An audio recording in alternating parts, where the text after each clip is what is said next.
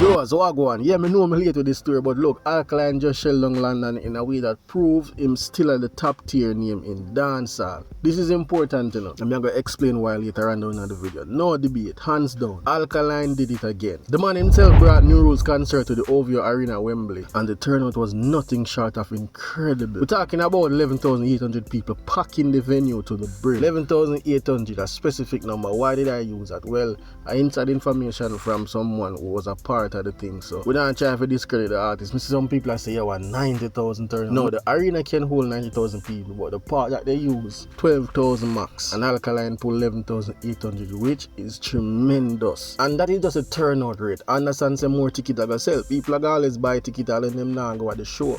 People are gonna buy tickets and not turn up for whatever reason. Probably them sick of running belly emergency, you name it. So it's a high possibility that the man sell out the show. Max. We're talking about Burna Boys and level, Steph London and level, because we see them people that do it before. This wasn't because he had some hot trending song and mash up the place, you know, or the man name all over the place like TikTok or some fame around his name. No, Alkaline did this purely off his name, legacy and loyal fan base. That's a serious flex in a time when most artists need some viral moment to even sell a club, much less an arena in a foreign. Let's just take a minute to understand the weight of that, you know. London isn't easy to conquer, especially as a Jamaican dancehall artist. We have seen artists with more current buzz flapping these overseas shows. Yet Alkaline managed to pack out the same arena where international acts perform. Look, only rap artists cannot do this, you know. That's a statement the man said. And what's more interesting is that he did it without even having heavy rounds of promo, interview or chasing clout online. It's not like you see this bugger movement with Alkaline, you know, since New Rules have come up. No. Just the man team, just the man small team, no big PR stunt. But that alone show you the kind of core following Alkaline has built over the years. Die-hearted fans who really roll out no matter what. And to address the elephant in the room, you know a lot of people are compare Vybz Kartel and Alkaline show, which to me is ridiculous. Both artists are from two different eras. Like Vybz Kartel fans them super grown.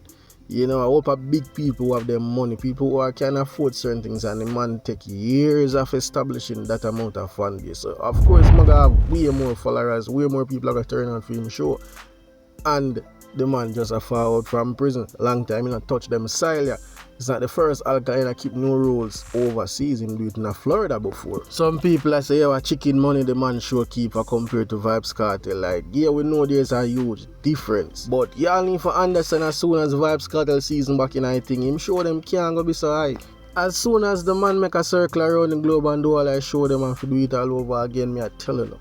Him ticket price I got drop significantly because people are gonna get used to him. Alkaline there and been a keep show. The man a go up and show all over the place. And again, the fan base are super different. What you guys need to do is give the man credit star, because at the end of the day, it's only a handful of artists in our game can do this. Handful. Most of the artists them actually get bookings with other big acts. So we can't even compare them to say, yo, them lock the venue, them perform and get them fame. But for say, yo, you put on a show. Remember, you know, man, a two little artists on Alkaline show, you know. Them two little artists, they cannot pull that crowd, you know. Not even half in a foreign, you know. I mean, I ask so that, you know, everything solely rely on the DJ. And one thing I realized, the London crowd was on full energy from start to finish. Fans from all over UK and even other parts of Europe pull up. People celebrate everything Alkaline represent.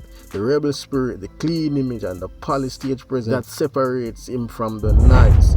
When him walk out on stage, he plays up like a volcano. Every song him drop with a whole semi-recent got a massive forward. Songs like Formula, After All, Champion Boy and even ATM still connects deep with people. Earlier in the video I said that it sends a message and I'm going to explain it later in the video. Here's the thing, numbers can't always be faked and hype can't buy loyalty. If Alkaline can pull that amount of fans in a venue in a foreign country without a current hit song, that means your music hit people differently, and it also means that your movement is real. It's not just about playlist or algorithm, it's about connection, brand value, and real groundwork laid over the years. So I think this basically answers footer hype question, you know, when time I rant I say, yo, a prison and them thing I do it. Buju and Kartel. Remember Kartel show like what, 20,000 per night? You think that Alkaline could not pull 8,000 more if the venue couldn't hold it? Even though his anticipation was super great. Or greater than that of Alkaline. And remember, we're talking about UK, yeah, we know the energy over there is a lot, but compared to America, it's a whole different thing. The market is way more huge in terms of turnout in America, especially Florida. So if y'all think the man couldn't pull your toes more, come on, man. My point is, a lot of artists out there are big name acts can actually do it, because they be loyal fan base. Popcorn can do it, Mlard can do it. Even though Mlard, yeah, that say, yo, him not or whatever, me I tell you. Them can do it same way. The Busy Signal, even Tammy Lee, UK Tammy Lee, the Gothic style, come on, man. And the artists them can do it.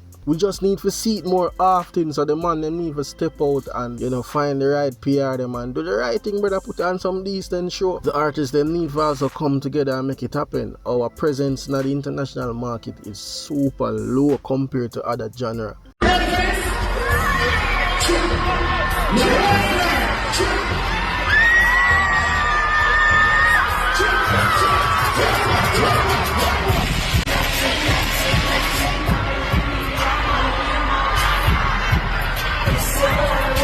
I'm sure you guys remember the big song Text. I think this is Alkaline first UK Silver, the song sells silver, so you know it's a big look for dancehall. It's for you, bro. Oh shit.